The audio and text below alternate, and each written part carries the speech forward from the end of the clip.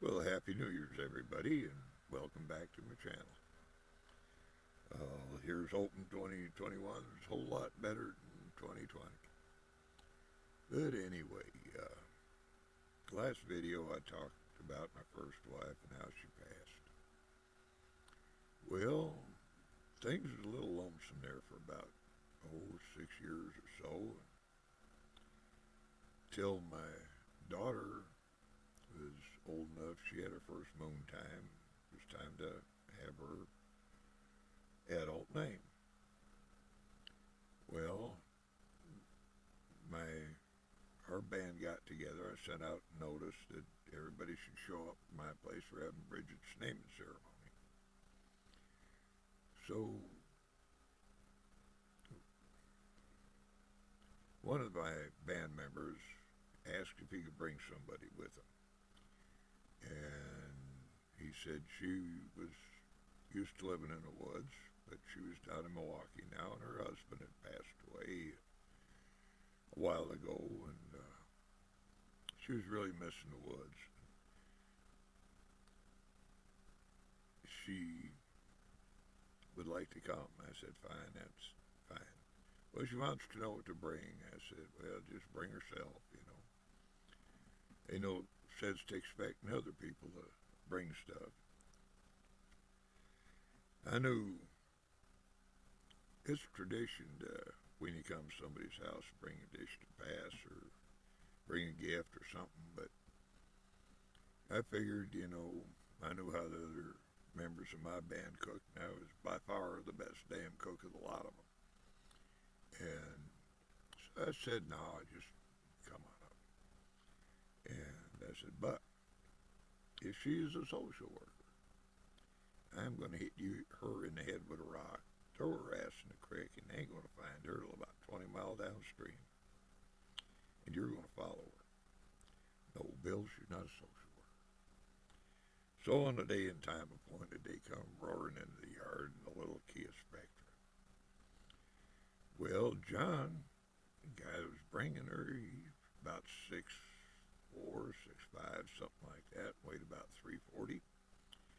And he slid that car to a halt. The door popped open and he bounded out of that car. Now, John's known for a lot of things, but bounding is not one of them. And he just popped out of that car and he's waving his hands over his head. No, Bill, no, she ain't a social worker. Well, she got out of her side of the car. She ain't a small woman, but she had gray hair and was all whacked off short. She had them social worker shoes on,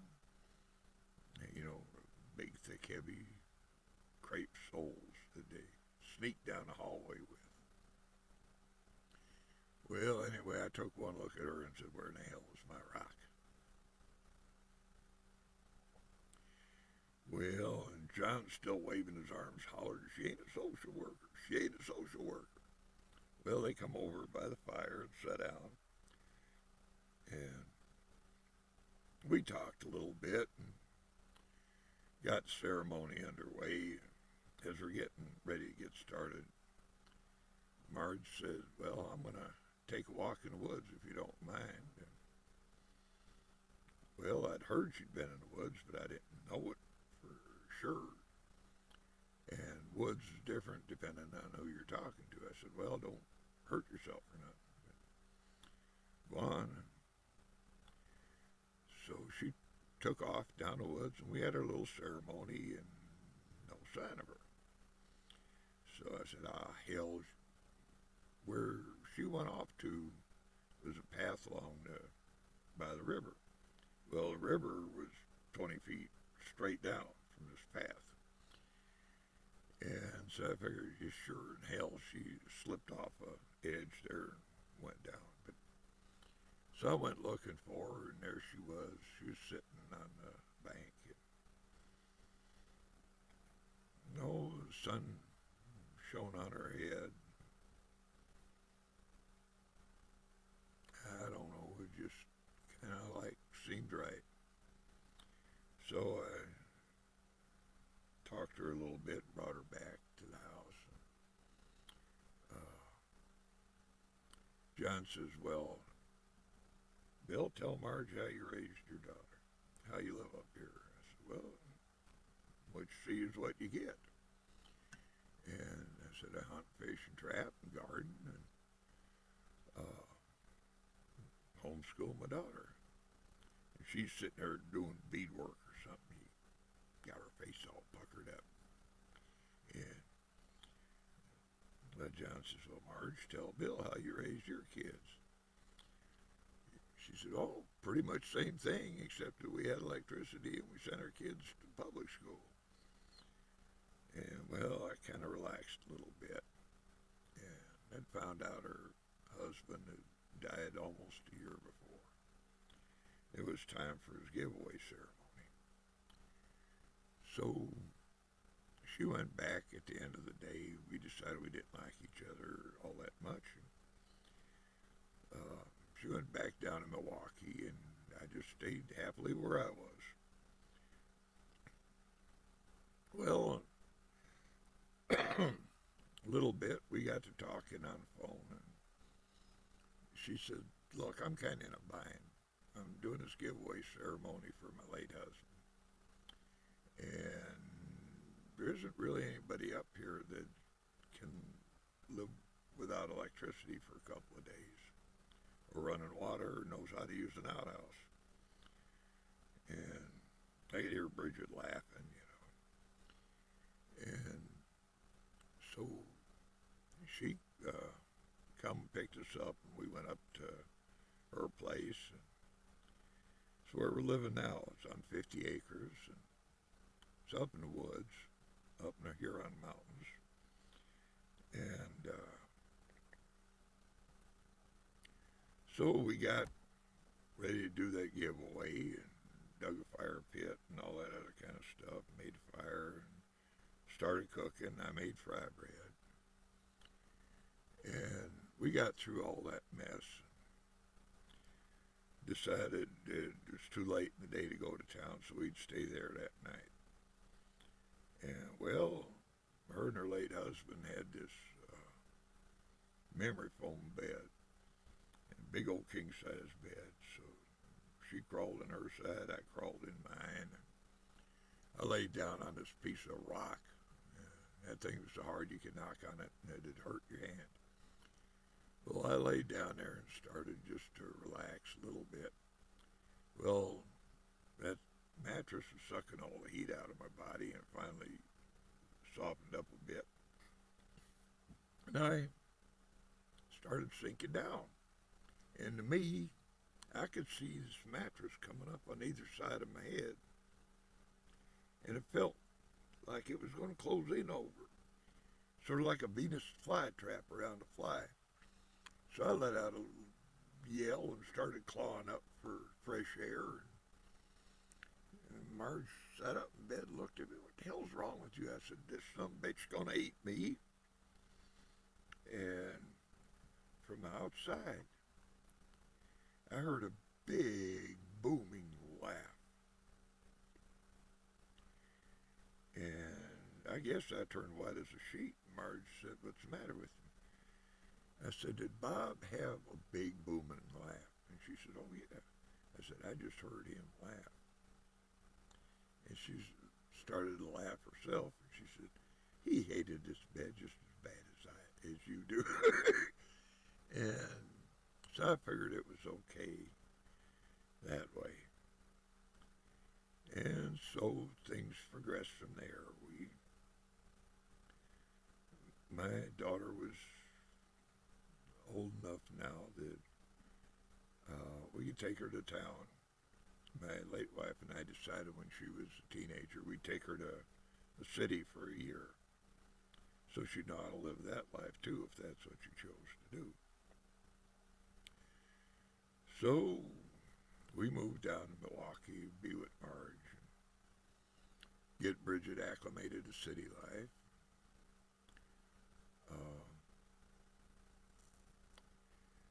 Well, we had quite a few adventures down there for a couple of years. We ended up in 2008, we got married, and up at our house and over the septic field. We had quite a contingent of people there. Had a traditional wedding, a beautiful wedding. And I made moccasins for Marge. Marge made moccasins for me. And she made me a pair of leggings. And my daughter did a finger woven sash and leg ties for me. Instead of exchanging rings, we exchanged moccasins. And, well, since then we sort of lived happily ever after. Well, sort of. And anyway,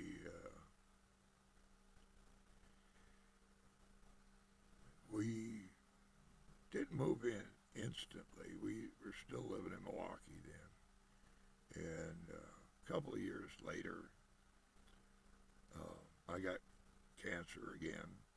And I've had cancer off and on since the 70s. Agent Orange, you know, gift that keeps on giving. And I said, well, I'm getting sicker down here. And I said, you don't want to be here anyway. So let's move the hell up. So we picked a date and we rented a U-Haul and got one load up here. Had to make another trip and with another U-Haul and get another load up here. And then there's some stuff I wanted from Cribbets. So we had a third U-Haul trip. We finally got moved in. And so that's how we got here. At that time, this place didn't have any electricity or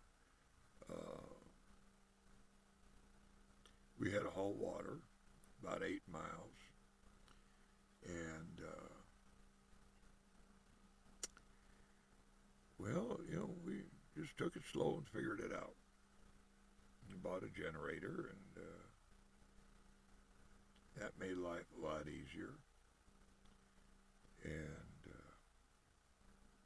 last year we got internet. We got a satellite internet connection, which is sort of better than dial-up sometimes. And but that's how it is. We got chickens and we have rabbits, and I can't run trapline like I used to anymore. But you know, I'm still just chugging along there. Marge is cooking, doing beadwork. Still go to powwows when we have them.